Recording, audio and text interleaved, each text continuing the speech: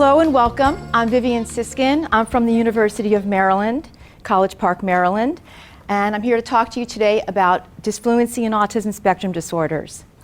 My background in autism goes back a long way.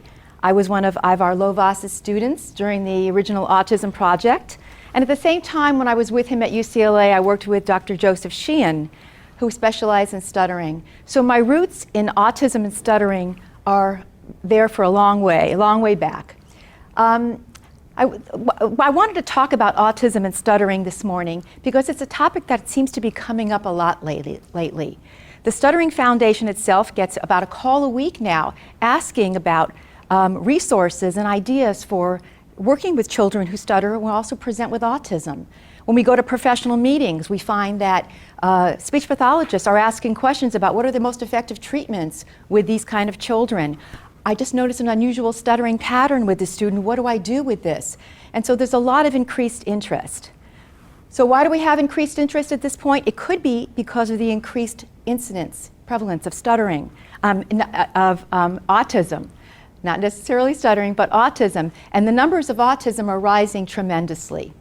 Also, speech-language pathologists are working more and more with autism cases on their caseload, and they are seeing concomitant and coexisting disorders that are puzzling and challenging in the therapy room. So today what I'm going to do is I'm going to talk a little bit about the nature of disfluency in autism spectrum disorders, what we know today. We don't know a lot. There's not a lot of research out there, and what we do know comes mostly from case studies. So most of your questions I'm going to say we don't know the answer to. But I can give you some ideas for problem solving your cases so you can have some good outcomes when you do therapy. Now, why are these cases so puzzling to speech-language pathologists? I think there are a couple of reasons. One, I think that if you don't have a lot of experience in working with the autism population, these cases are challenging anyway.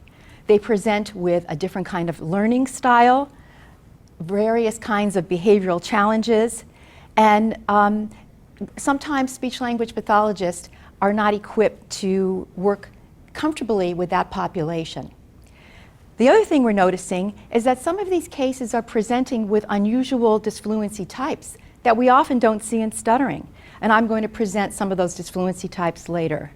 So I think the combination of unusual fluency types and lack of experience in working with the population itself adds to some of the challenge. So we're just going to get rolling, and I'm going to talk right now about some of my purposes today. So my goals today, I'm going to summarize the literature related to fluency disorders among children and adolescents with autism spectrum disorders. I won't be spending a whole lot of time on that, and it's not because we don't have a lot of time. It's because we don't have a lot of research. But I will be summarizing what we do know, and it'll give some of you food for thought if you're interested in doing some research in this area. I'm going to describe some sample profiles representing fluency disorders, both stuttering and atypical disfluency that we often don't see with persistent developmental stuttering among those with ASD. And then finally, I'm going to apply characteristics of learning style in autism to develop teaching strategies to have positive outcomes for children who stutter or who have other fluency disorders.